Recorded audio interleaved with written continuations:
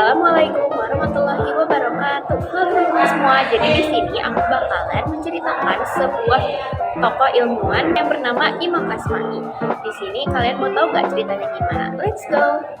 Imam Asma'i adalah seorang filolog awal dan salah satu dari 3 ahli tata bahasa Arab terkemuka dari aliran Basri. Ibnu Khalikan menyebut Al-Asma'i sebagai seorang ahli bahasa Arab yang lengkap dan yang paling terkemuka dari semua penyampaian sejarah lisan dan ekspresi bahasa yang lengkap. Ayahnya adalah Quraib, Abu Bakar dari Asim, dan anak-anaknya adalah Sa'la. Dia berasal dari keluarga penyair terkenal Abu Unaina al-Muhallab.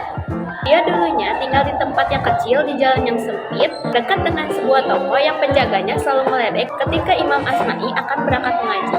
Imam Asma'i bertemu dengan tetangganya saat ia ingin pergi untuk mengaji. Imam Asma'i ini sama sekali tidak mempunyai uang atau bahkan bukan orang yang beradab. Sampai ia menjual baju-bajunya hingga hanya tersisa 2 baju saja. 1 baju mengaji dan 1 baju untuk tidur. Sewaktu itu jam 10 malam, Imam Asma'i bertemu dengan tetangganya. Ia ditawarkan oleh tetangganya sebuah pekerjaan karena tetangganya sangat melihat sosok Imam Asma'i.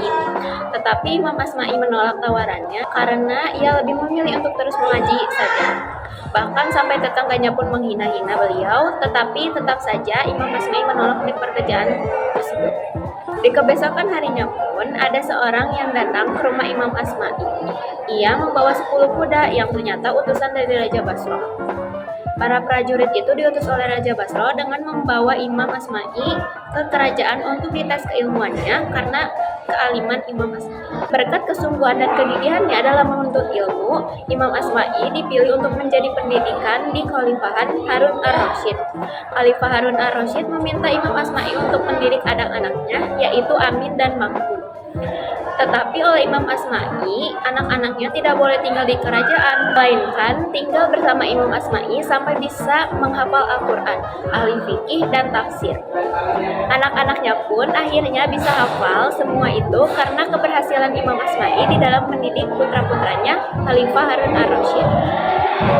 Khalifah menghadiahi Imam Asma'i berhektar-hektar ladang, bahkan hampir 50 hektar ladang yang dimiliki oleh Imam Asma'i.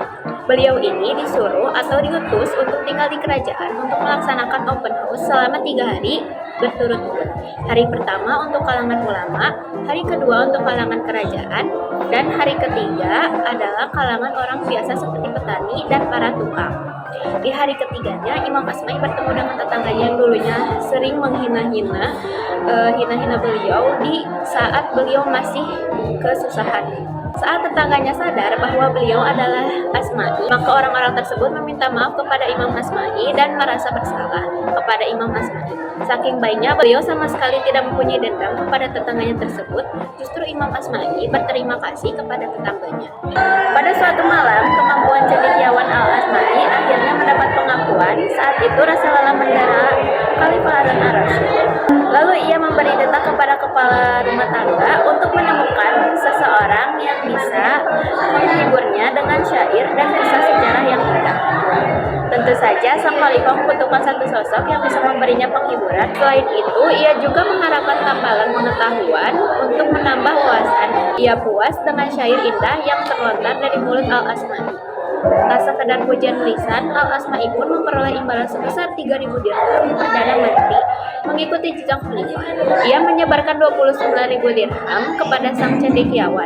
Malam itu memang menjadi malam pertama Al-Asma'i bersentuhan dengan istana. Ia menjadi pendamping setia khalifah. Hanya ada satu cendekiawan lain yang menjadi pesaing beratnya, yaitu Abu Ubaidah, yang juga memiliki pengetahuan tentang syair dan sejarah begitu mendalam. Khalifah Harun ar-Rasyid meminta Al-Asma'i untuk menjadi guru bagi anak-anaknya. Sebuah kesempatan besar yang langsung diambil oleh cendekiawan asal Basra Irak ini menuntut Pelat dalam Ensiklopedia on Islam mengungkapkan Al-Asma'i yang bernama lengkap Abdul al-Malik bin Quraib Al-Asma'i lahir di Basra pada 739 Masehi. Ia bersinar tak hanya di tanah kelahirannya, tapi juga mencari kilauannya di pusat pemerintahan Islam saat itu, Baghdad, layaknya para cendekiawan Muslim lainnya. Al-Asma'i menimba beragam ilmu pengetahuan dari sejumlah guru yang memiliki kemahirannya di bidangnya. Misalnya, berguru kepada Suifan al-Wasri yang meninggal pada 1775 28 Masehi.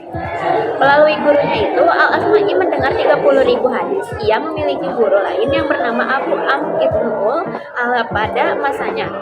Banyak para pelajar beliau yang memiliki semangat untuk belajar tentang hadis, termasuk hadis yang memiliki kaitannya dengan kajian adab, tekstual, muda lainnya.